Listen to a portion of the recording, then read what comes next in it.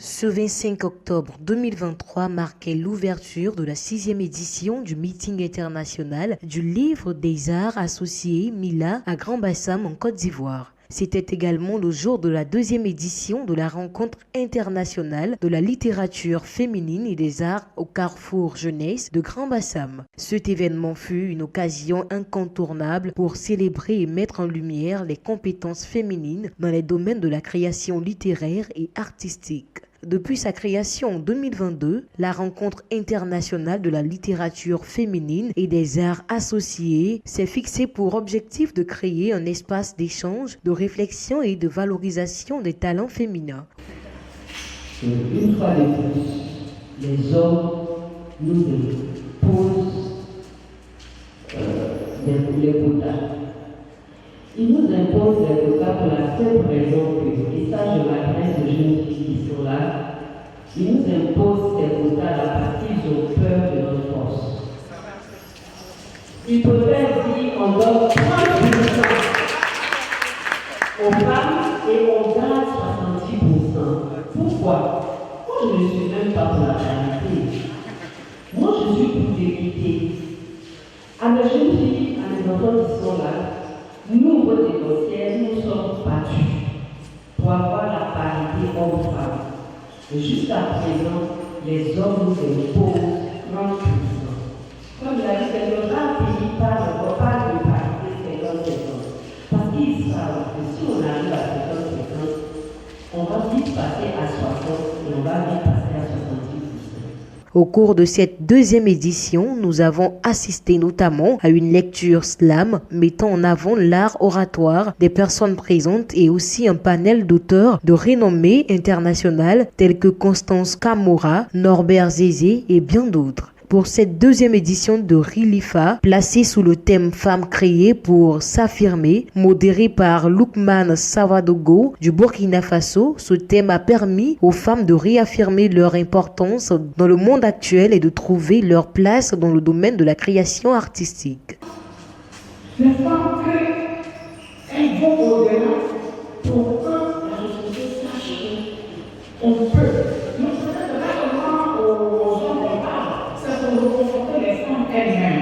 Maintenant, nous avons l'obligation de créer. Le tout n'est pas de créer.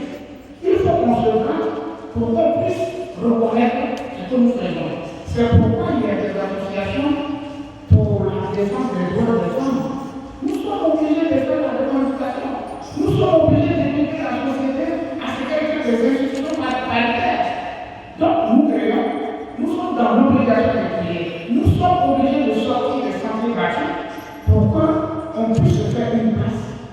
La création est donc un moyen pour qu'on puisse dire que nous sommes des êtres à part entière. Le commissaire général du dit événement, Crépin Conan, souligne l'importance du salon pour permettre aux femmes artistes de s'exprimer et de faire entendre leur voix. Il exprime sa satisfaction quant au succès de la première journée de cette 2e édition des rencontres internationales de la littérature féminine et des arts. Les Rilifa, c'est les rencontres internationales de la littérature féminine et des arts. C'est un salon du livre comme le MILA. C'est un salon du livre féminin pour permettre aux femmes, artistes, écrivaines de s'exprimer.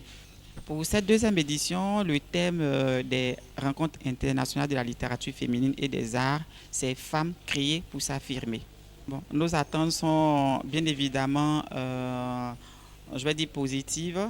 Et pour cette première journée, nos attentes ont été vraiment satisfaisantes parce que nous avons reçu plusieurs personnes de qualité et nous sommes vraiment heureux de cette 2e édition des Rilifa.